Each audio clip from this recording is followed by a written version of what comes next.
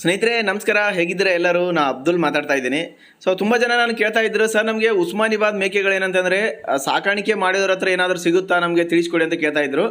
So ಇಲ್ಲಿ ನೋಡ್ತಾ ಇರೋ ದೃಶ್ಯಗಳು ಏನಂತಂದರೆ ಗದಗ ಜಿಲ್ಲೆಯ ಶಿರೋಟಿ ತಾಲೂಕಿನ ಮಾಗಡಿ ಗ್ರಾಮದ್ದು. ಸೊ ಅವ್ರ ಹತ್ರ ಏನಂತಂದರೆ ಎಲ್ಲನೂ ಉಸ್ಮಾನಿಬಾದ್ ಪ್ರೆಗ್ನೆನ್ಸಿ ಮೇಕೆಗಳು ಇದಾವೆ, ಆಮೇಲೆ ಶಿರೋಯಿನೂ ಇದಾವೆ ಅವ್ರ ಹತ್ರ. ಸೊ 3-4 ಶಿರೋಯಿಗಳನ್ನ ಇದಾವೆ, ಯಾರೇ ಬೇಕಾದ್ರೂ ಖರೀದಿಸ್ಬೋದು. ಪುಟ್ಟ ಒಂದು ಅಂದರೆ ಅವ್ರ ಹತ್ರ ಇರುವಂಥ ಚಿಕ್ಕ ಶೆಡ್ಡಲ್ಲೇ ಸಾಕಾಣಿಕೆ ಮಾಡಿದ್ದಾರೆ ಅವರು. ಅಂದರೆ ಎಲ್ಲನೂ ಪ್ರೆಗ್ನೆನ್ಸಿ ಇದಾವೆ, ಆಮೇಲೆ ವ್ಯಾಕ್ಸಿನೇಷನ್ನು ಎಲ್ಲನೂ ಮಾಡಿದ್ದಾರೆ. ಮತ್ತು ಮರಿ ಹಾಕಿದವೂ ಇದಾವೆ ಕೆಲವೊಂದು. ವೇಟ್ ಬಂದ್ಬಿಟ್ಟು ಆಮೇಲೆ ತೂಕ ಬಂದ್ಬಿಟ್ಟು ಏನಂತಂದರೆ 30ರಿಂದ 35, 40. 30ನ ಕೆಲವೊಂದು ಇದಾವೆ, ಆಮೇಲೆ 35ನೇ ಇದಾವೆ, 40ನೇ ಇದಾವೆ. ಸೊ ಅದ್ರ ಜೊತೆ ಏನು ಅಂತಂದರೆ ಶಿರೋಯಿ ತಳಿಗಳ್ನ ಇದಾವೆ, 3 ಅಥವಾ 4 ಇದಾವೆ. ಸೊ ಅವನು ಕೊಡ್ತೀನಿ ಅಂತ ಹೇಳಿದ್ದಾರೆ. ಸೊ ಯಾರೇ ಬೇಕಾಗಿತ್ತು ಅಂತಂದರೆ ಆಮೇಲೆ ಗದಗ ಡಿಸ್ಟಿಕ್ ಶಿರೋಟಿ ತಾಲೂಕು ಮಾಗಡಿ ಗ್ರಾಮ. ಸೊ ಅವ್ರಿಗೆ ಕರೆ ಮಾಡಿ, ಸರ್ ಯಾವ ಥರ ಫಾರ್ಮಲ್ಲಿ ಸಾಕಾಣಿಕೆ ಮಾಡಿದ್ದೀರಾ ನೋಡಿ, ಕಾಣ್ತಾ ಇದ್ದಾವೆ ಎಲ್ಲನೂ. ತಳಿ ಚೆನ್ನಾಗಿದ್ದಾವೆ. ಏನಕ್ಕೆ ಅಂತಂದರೆ ಸಾಕಾಣಿಕೆ ಮಾಡಿದ್ದು ತೊಗೊಂಡ್ರೆ ಅಲ್ಲಿ ವೆದರ್ಗೆ ಸೂಟೇಬಲ್ ಆಗಿರುತ್ತೆ, ಟ್ರೇಡರ್ಸ್ಲಿಂದ ತೊಗೊಳೋದಕ್ಕಿಂತ ಸಾಕಾಣಿಕೆ ಮಾಡಿದ್ದು ತೊಗೊಂಡ್ರೆ ಅಂದರೆ ಚೆನ್ನಾಗಿರುತ್ತೆ. ಸೊ ಯಾರೇ ಬೇಕಾಗಿತ್ತು ಅಲ್ಲಿ ಆಸುಪಾಸದವರು ಬೇರೆ ಕಡೆನೂ ಬೇಕಾಗಿತ್ತು ಅಂದ್ರೆ ತೊಗೋಬೋದು, ಗದಗ ಡಿಸ್ಟಿಕ್ದಲ್ಲಿ ಎಲ್ಲ ಇರೋವಂಥ ಫಾರ್ಮಲ್ಲಿ.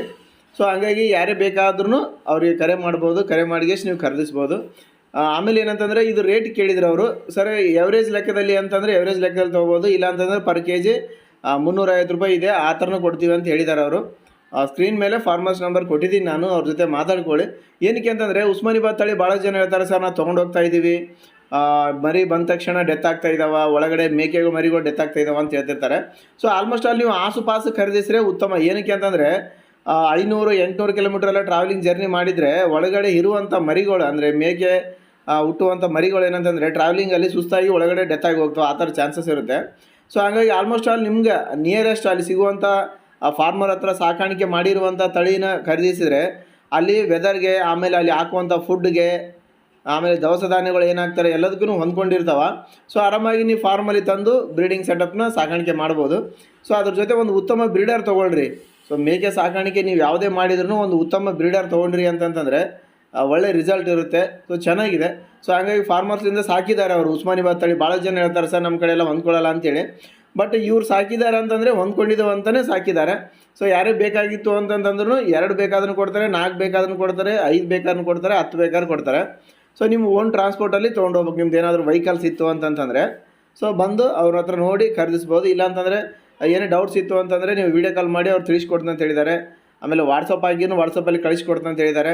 ಇನ್ ಕೇಸ್ ಸರ್ ನೀವು ಹೇಳ್ತಾ ಇರೋದು ನಿಜನಾ, ಫಾರ್ಮರೇ ಸಾಕಿದಾರಾ ಅಥವಾ ಟ್ರೇಡರ್ಸ್ ಇದ್ದಾರಾ ಅನ್ನೋದು ಡೌಟ್ ಇತ್ತು ಅಂತಂದರೆ ಸೊ ನೇರವಾಗಿ ಅವ್ರ ಹತ್ರ ಹೋಗಿ ಅಲ್ಲಿ ಫಾರ್ಮಲ್ಲಿ ಇದೆ ಇಲ್ಲ ಅನ್ನೋದನ್ನು ನೀವು ಚೆಕ್ ಮಾಡಿ ಪರಿಶೀಲಿಸಿ ಖರೀದಿಸೋದು ನಿಮ್ಮ ಆದ್ಯ ಒಂದು ಕರ್ತವ್ಯ.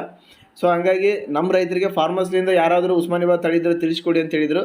ಸೊ ಹಾಗಾಗಿ ವಿಡಿಯೋ ಮಾಡಿದ್ದೀನಿ. ಯಾರೇ ಬೇಕಾಗಿತ್ತು ಅಂತಂದರೆ ಖರೀದಿಸಿ ಅವರಿಗೆ ನೇರವಾಗಿ ನೀವು ಸ್ಕ್ರೀನ್ ಮೇಲೆ ಕಾಣ್ತಿರೋ ನಂಬರಿಗೆ ಕರೆ ಮಾಡಿ ಅಂತ ಹೇಳ್ತೀನಿ. ನಾನು ವಿಡಿಯೋ ಮುಗಿಸ್ತಾ ಇದ್ದೀನಿ. ನಮಸ್ಕಾರ.